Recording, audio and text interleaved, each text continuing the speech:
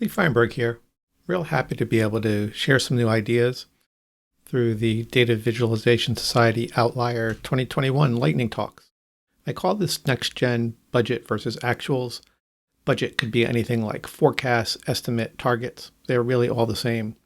And there's some very common ways I see this done at my clients and want to show that to you and then introduce some new ideas that might help take it a little bit more towards making decisions and taking action than just looking at the raw data. Here, we've got a pretty straightforward actuals versus budget kind of chart. It might be something a customer asks for, and you just give them the raw data. Now, what they're trying to do is see where are my actuals ahead of budget or below budget. Maybe you can get away with eyeballing it here because there's only 8 products. But once that list expands, it's going to be a lot harder. And you're not taking advantage of the power of visualization. So maybe you do something like this. A simple bullet chart.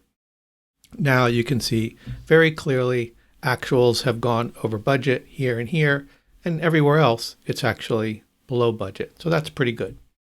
Now, let's say you're using bars on your dashboard for some of the other charts and you don't want to do that. Here, you might want to show something a little bit more different, like this overlapping bar chart. And again, it's the same thing. Now I can very quickly see where actuals are over budget by just looking at it visually.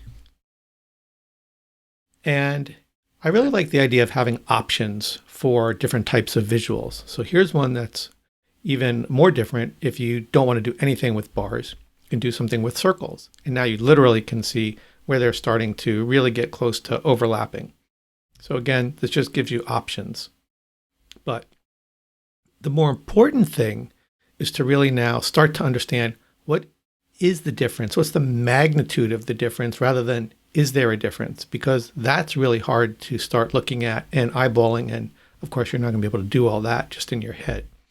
So here's a simple way to do that. I just like to use this bullet chart.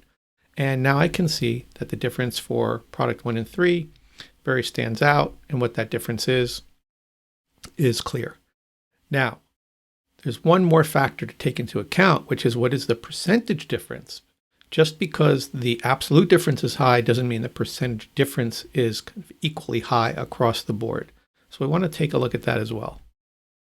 And I've also sorted the information here, which makes a lot of sense.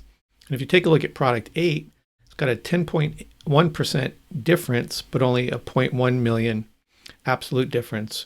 And then you compare that to product 3, which has a negative million difference, and it's only 2.8% difference.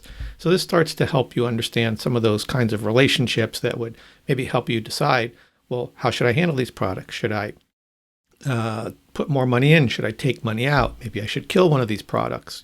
We don't really know how to handle that. But this is starting in that right direction. But there's one more thing I'd like to show you that can make that analysis a little bit easier. So we've got that same top chart, but here I've made an XY plot, which is just the percent difference and the absolute difference mapped out on an XY plot. And here I can see those negative values, and that stands out, of course. And the other thing I've done is use the budget on size, and here's why that's important. Let's say I look at this circle. It's got a very large budget. It's got a high absolute difference, but a very low percentage difference, whereas this one has a high percentage difference and a low absolute difference and a low budget. Okay, that makes it very easy to see that maybe I don't really want to do anything with this one in particular. There's really no money to work with. Same with this one, but over here, I might say, well, I'm doing pretty good. Maybe I can steal a little bit of money from here and put it into one of the other products, maybe even one that's running over budget.